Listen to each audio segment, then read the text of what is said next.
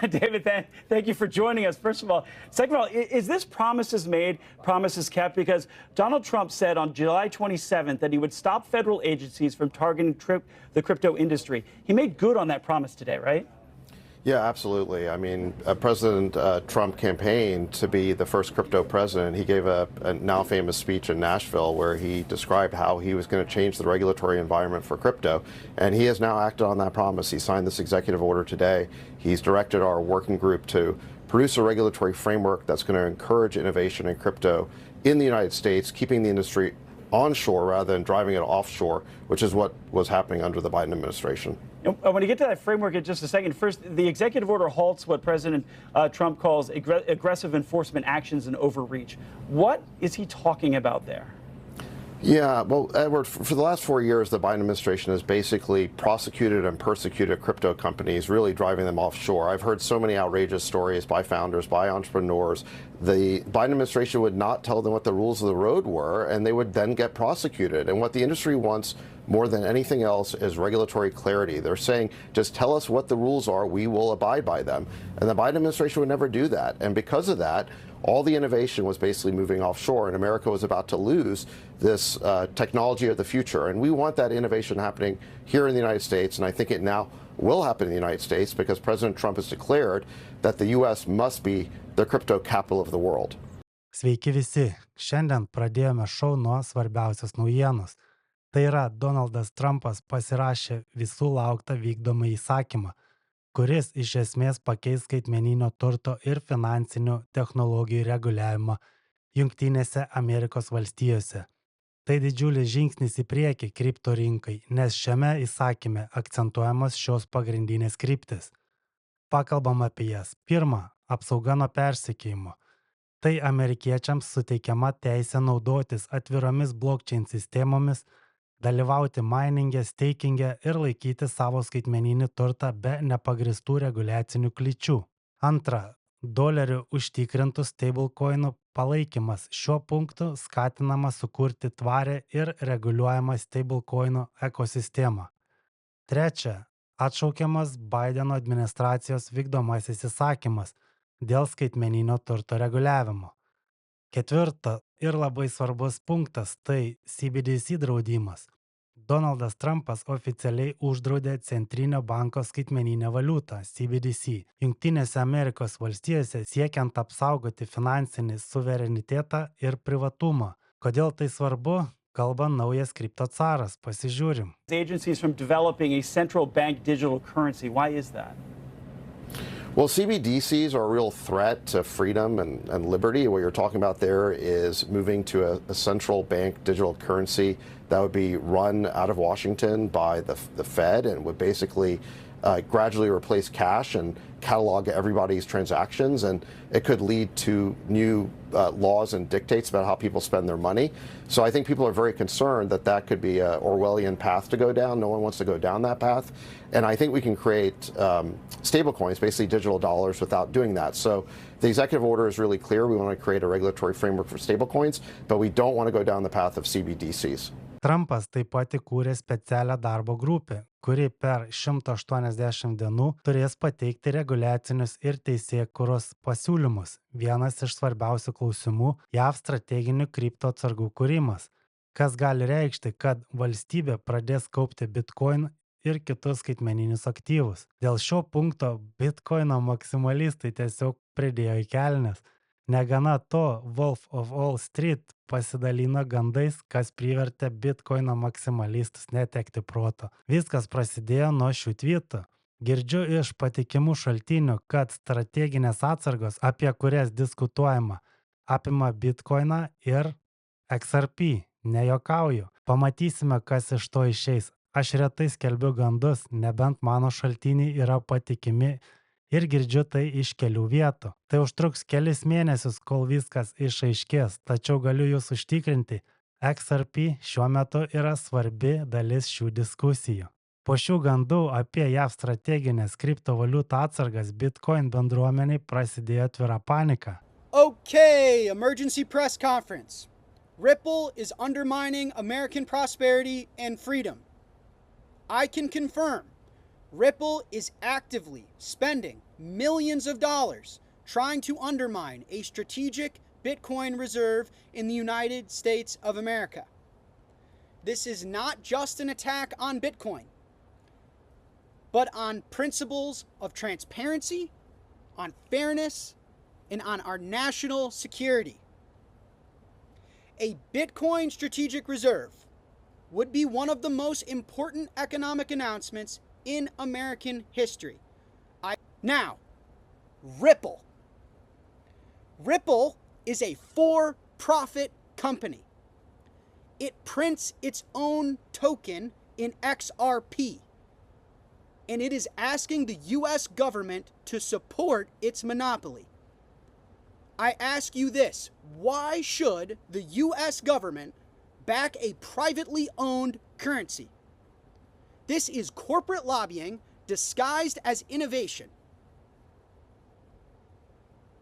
This is corporate lobbying disguised as tech growth, jobs, industry. Ripple created all of its currency, issued it to themselves, and relies on the public to buy it. This is not the money for the people. This is not in the best interest of the public. This is in the best interest of a private corporation. This is an economic announcement that would be like 2008, that would be like 1971, that would be like 1933. This is against what this new administration and President Trump stands for. This is against the best interest of the United States of America.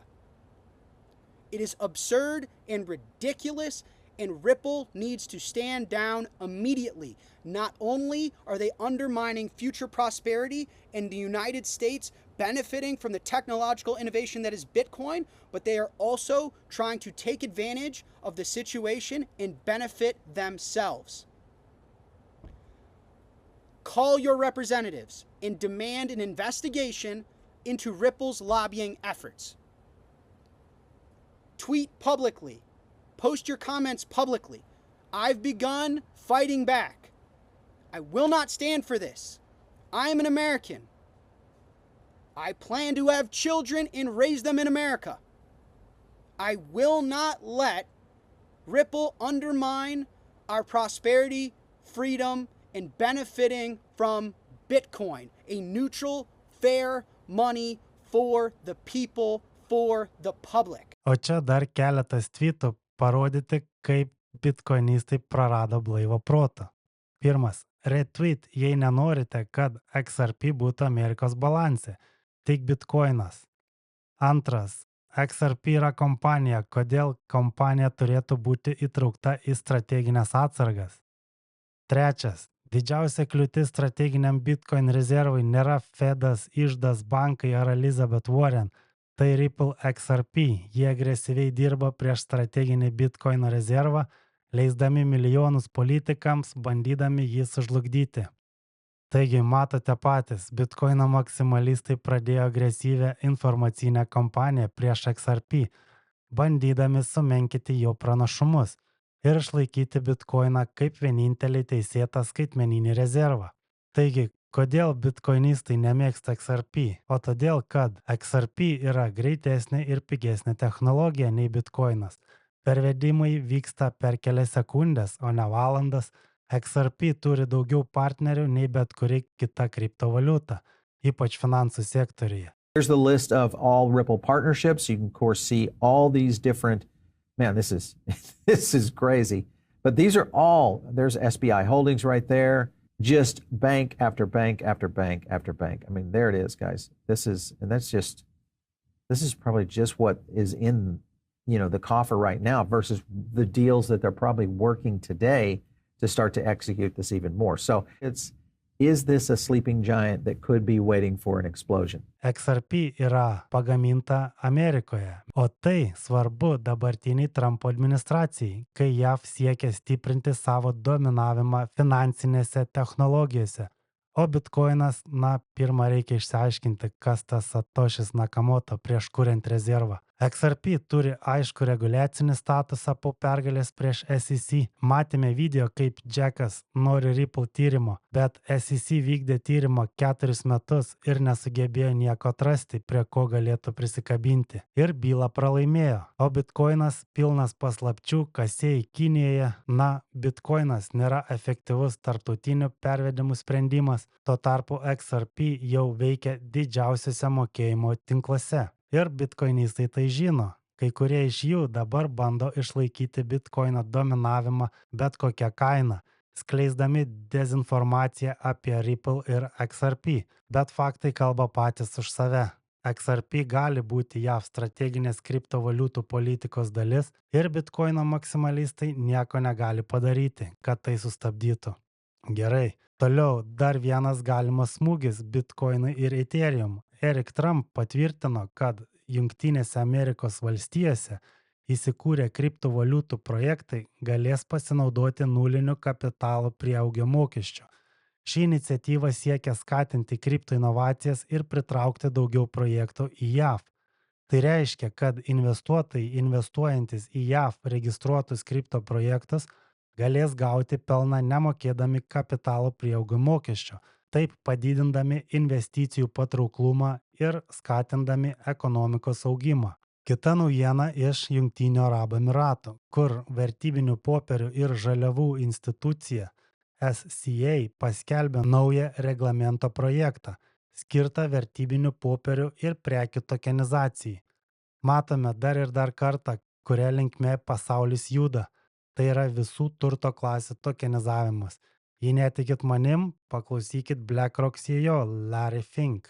As a huge believer of crypto and blockchain and tokenization, I want the SEC to rapidly approve the tokenization of bonds and stocks.